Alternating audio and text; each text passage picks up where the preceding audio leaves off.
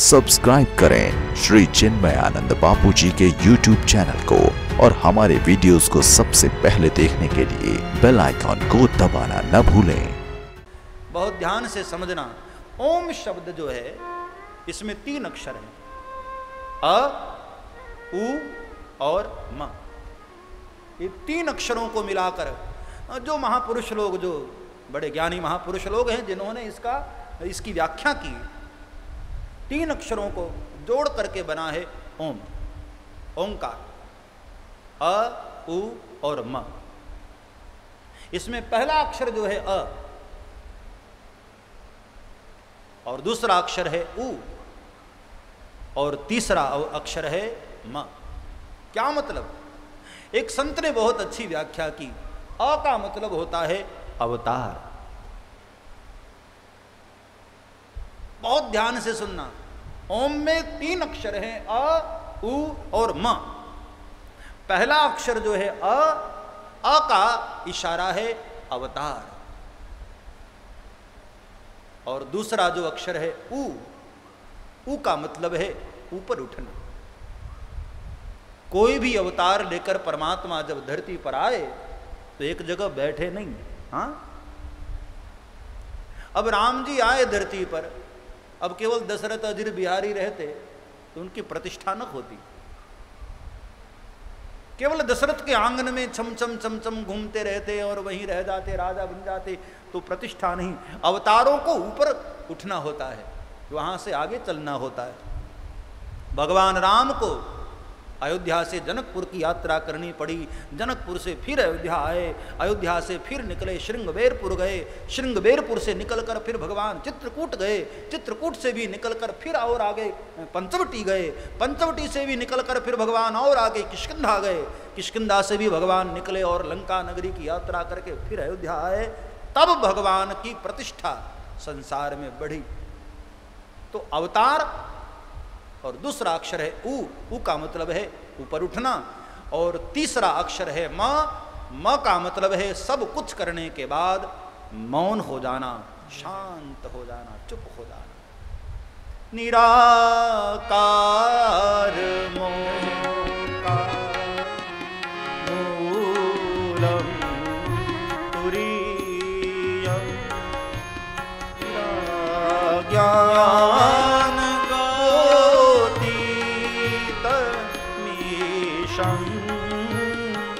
गिरीशम।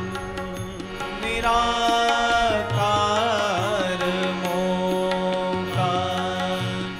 मूलम तुरीयम गिरा ज्ञान गौतीत मीशम गिरीशम। सारे उपनिषद, सारे वेद एक ही और इशारा करते हैं ओंकार की ओर। कठोपनिषद में चर्चा आई, सर्वाणि तपसा च यद वदंती। सभी लोग जो तपस्या कर रहे हैं उनका एक ही इशारा है ओंकार के लिए। ब्रह्मचारी लोग जो ब्रह्मचर्य साधना करके अपनी इंद्रियों को संयमित करके जो साधना करते हैं, किस लिए? केवल उस अनाहत नाद, जो नाद ब्रह्म है, केवल उसी के लिए। तो और भगवान श्री कृष्ण स्वयं बोले अर्जुन को भगवद गीता में, अर्जुन मैं कौन हूं सुन।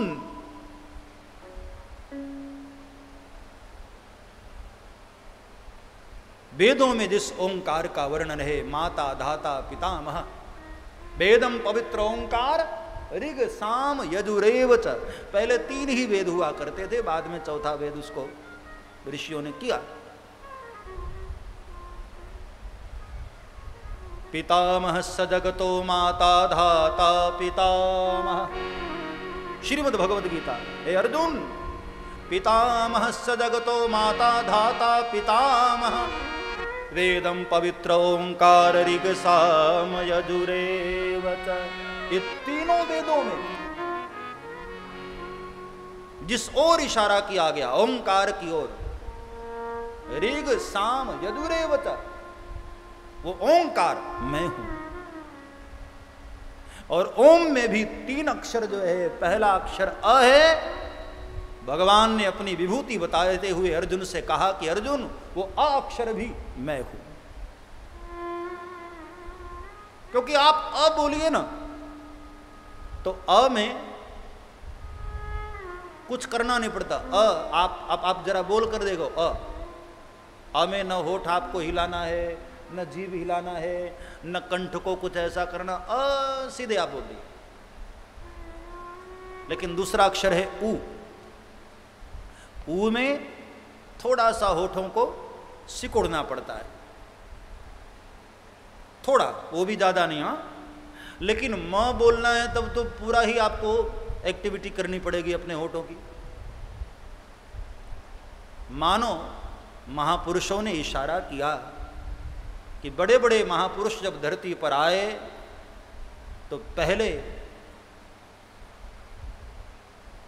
बाद में और बिल्कुल लास्ट में धीरे धीरे अपने जीवन को उन्होंने नीचे उतारा। पहले बिल्कुल निर्दोष बनकर और फिर थोड़ा और संसार में उतरे, फिर और लिप्त हो गए। तभी तो लोगों ने उनको पहचानना मुश्किल कर दिया। कहाँ पहचान पाए? बाबा तुलसी, गुरु नानक देव, कबीर, सूरदास, मीरा, ये सब हमारे आपके बीच में ही तो रहे और हम दुनिया वालों ने कई बार उन पर पत्थर बरसाए। हाँ, क्योंकि वो भी हमारी तरह संसार में लिप्त दिखाई दे रहे थे, हमारी नजरें उनको पहचान न पाए। ये बड़ा रहस्य है प्यारे इस ओंकार में। हमारे गुरु नानक देव ने तो बड़ी प्यारी बात कही, एक ओंकार सतनाम। जिन जिन महापुरुषों ने उसको पाया उसने घोषणा कर दी, एक ओंकार सतनाम। हाँ, गुरु नानक देव ने बहुत प्यारी व्याख्यान की। अनाहत नाद जो है, देखो 2 तरह के नाद होते हैं, आहत और अनाहत। आहत कहते हैं उसको जो 2 के स्पर्श से आवाज निकले, वो है आहत। जैसे ताली में आवाज आई तो 2 हाथ मिले, आहत नाद। तबले पर कोई आवाज आती है तो तबले और हाथ का स्पर्श हुआ, संस्पर्श हुआ, तब आवाज निकली। किसी भी वाद्य से, किसी भी चीज से कोई भी आवाज 2 के टकराने से, 2 के स्पर्श से जो आवाज निकलती है वो है आहत नाद। लेकिन जो एक जगह से ही आवाज आ रही, जिसमें कोई दूसरा नहीं है, अद्वैत जो है, उसको कहते हैं अनाहत नाद, और वो है ओंकार। जब साधक ध्यान में डूबता है तो केवल अंदर एक ही ध्वनि गूंज रही है, ओम।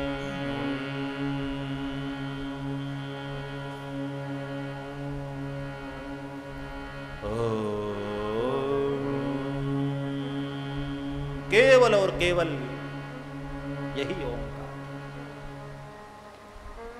कितने सारे अर्थ दिए संतों ने ओंकार के। पितामह स जगतो माता धाता पितामह, वेदम पवित्र ओंकार ऋग साम यजुः। एक संत ने तो कहा ओंकार में जो 3 अक्षर हैं अ, उ और म, तो अ जो है ये जागृत अवस्था का प्रतीक है, उ जो है ये स्वप्न अवस्था का प्रतीक है, और तीसरा जो म है वो सुषुप्ति अवस्था का प्रतीक है। लेकिन भोलेनाथ ओंकार के भी ईश हैं, मूल हैं, तो तीनों गुणों से, तीनों अवस्थाओं से परे हैं। न जागृत, न सुषुप्ति, न स्वप्न, बल्कि इन तीनों के बाद एक और अवस्था है, उसका नाम है तुरीयम। और आगे शब्द दिया है ब्राह्मण देव ने, निराकार मोकार मूलम तुरीयम। बाबा निराकार मोकार मूलम तुरीयम। बहुत ध्यान से सुनना मेरे भाई बहन। हमारे जीवन में 3 अवस्थाएं रहती, जागृत, स्वप्न, सुषुप्ति। हम या तो जगे होते हैं और बिस्तर पर जाते हैं तो निद्रा से पहले स्वप्न होता है, और फिर बहुत गहरी निद्रा में सो जाते हैं। ये 3 अवस्थाएं होती हैं, जागृत, स्वप्न, सुषुप्ति। जब तक आप सपने देख रहे हैं तब तक समझना कि आप ठीक से सोए नहीं हैं। सुषुप्ति अवस्था में जाते ही जहां मन भी तिरोहित हो जाता है, मन भी चला जाता है, मन भी सो जाता है। सब्सक्राइब करें श्री चिन्मयानंद बापू जी के YouTube चैनल को और हमारे वीडियोस को सबसे पहले देखने के लिए बेल आइकॉन को दबाना न भूलें।